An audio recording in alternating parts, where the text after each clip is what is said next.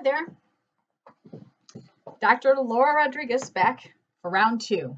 I'm the event and education coordinator for Black Swamp Conservancy and also co-founder of Taproot, a source. But I'm also an ecopsychologist, which is why I was asked to speak today. This is the second talk in a series of 3 on ecopsychology. So the last time we met, I introduced some key concepts about ecopsychology. We are a part of the natural world, and as such, those principles and processes that operate in the natural world, like diversity, energy flows, nutrient and waste cycles, change and adaptation, interconnectedness or relationships, those processes operate in us as well. We are a part of the natural world. We are engaged in essential relationships. Ecopsychology raises awareness of these relationships, these essential relationships, both creative and destructive ones. And ecopsychology can offer us ways to change narratives that contribute to destructive behaviors and relationships. And that is what I'm going to talk about today.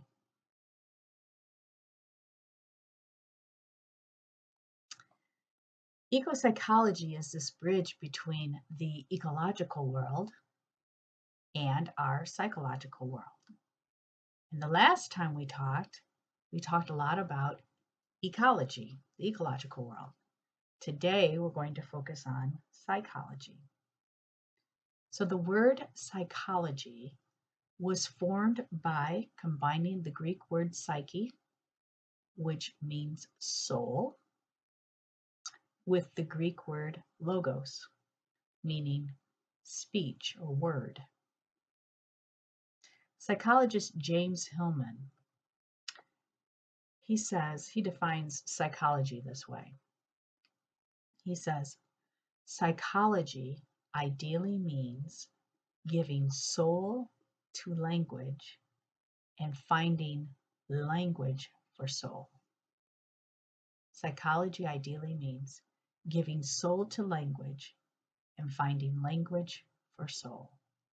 I think that is such a beautiful definition. As human beings, one of our tasks is to find words, to find the words that carry or convey our soul accurately. Now, these words are derived from the place where thought and feeling and images are interwoven. And when we string together those words, or the thoughts, the feelings, and the images, when we string those together, we tell stories or narratives that reflect our soul. And then we behave and live our lives according to these narratives that we create. Sometimes the words and narratives can be based on misinformation, like the thought, I'm not good enough. Or, for our purposes, the feeling that we're separate from nature and the natural world. And when these narratives are based on misinformation, like that we're separate from nature, that's when they can become harmful or destructive. Now, that narrative that tells us that humans are separate from the natural world, this is a narrative that has developed over many hundreds and thousands of years. It's a story that has been told and retold again in a variety of various mythologies and religions and philosophies. Our behaviors reflect that narrative that has been perpetuated over time. This idea that humans are not only separate from the natural world, but that humans are superior to it as well. And in this narrative of separation, we hold an image of the natural world as objects that are to be used and manipulated by us.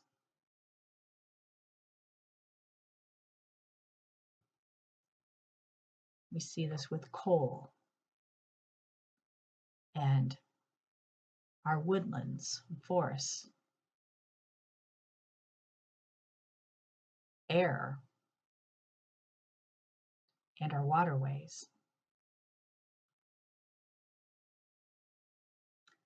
Consequently, this imagery, which objectifies the natural world, leads to destructive behaviors and attitudes toward that natural world, toward our environment.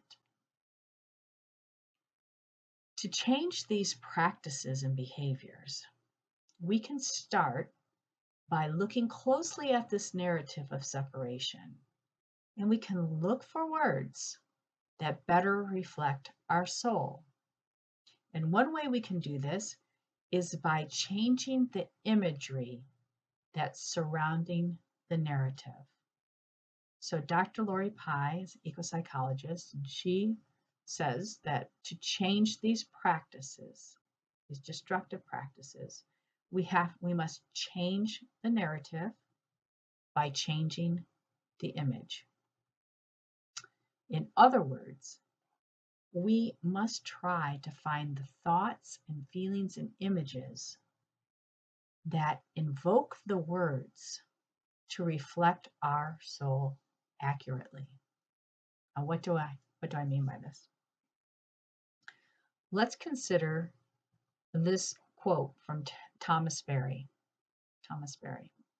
He says, "Indeed, we must say that the universe is a communion of subjects rather than a collection of objects. The universe is a communion of subjects rather than a collection of objects." With these words, Berry is shifting the image from a collection of objects that are to be used and manipulated to one of a communion of subjects, or to one that sees the universe as sacred and essential relationships and connections among all beings. That's a very different image. By changing that image, we create space to imagine a new narrative, and changing the narrative of separation with nature to one of relationship and connection.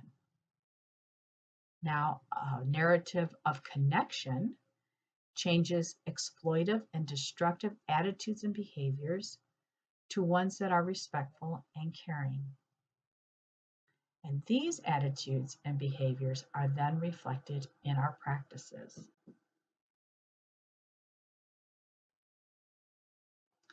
Here's another example of how changing the image can ultimately change our behavior.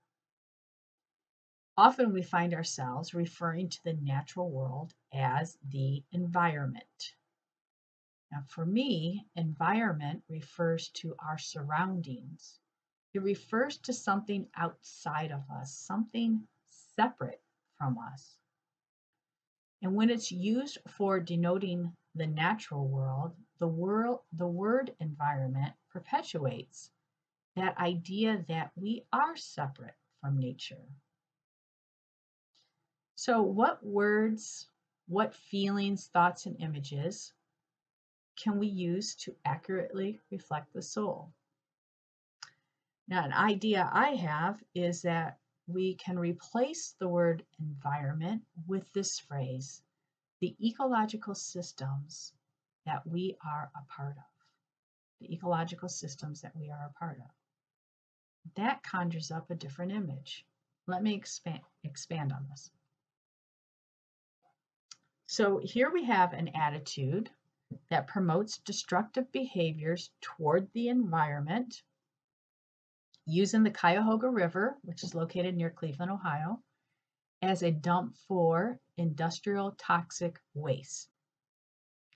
Now, pictures like this image of the Cuyahoga River on fire in 1969 really left an impression on people.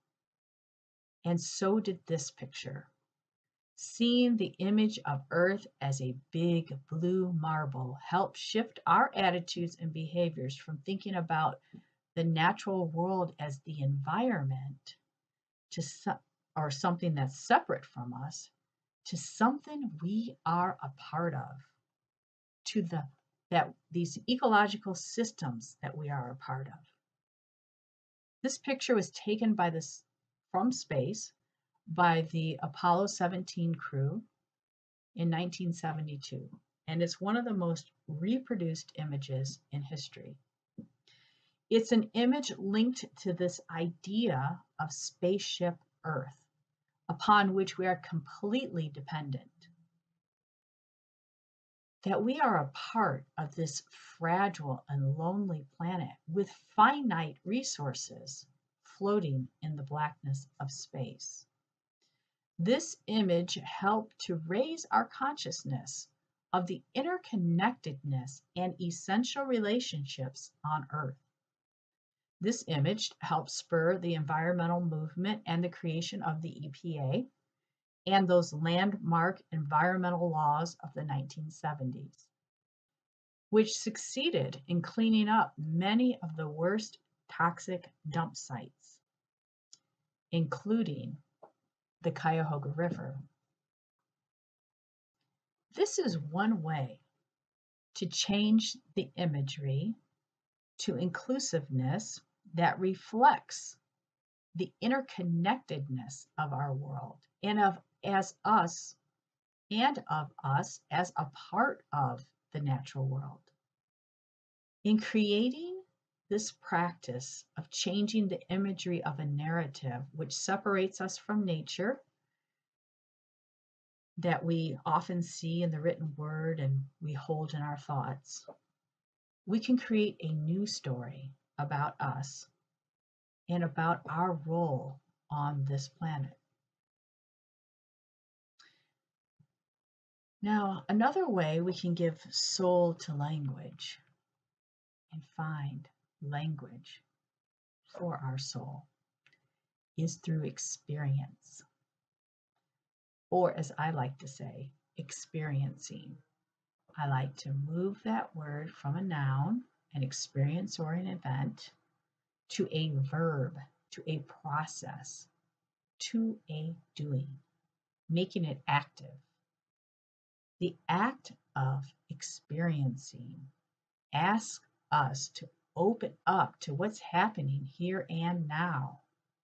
Experiencing involves our feelings, it involves our body and our senses, it involves our imagination.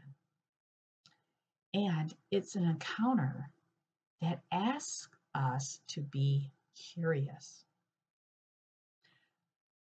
Yes, books and ideas can and do create a shift in the way we think and the way we feel. But experiencing can really alter your world by creating memories. Memories leave quite a lasting impression on our soul. Experiencing the natural world can create understanding, appreciation, and connection with it. And it creates relationship. So there are many ways we might go about experiencing nature. and in doing so, cultivate a new narrative of connection and relationship.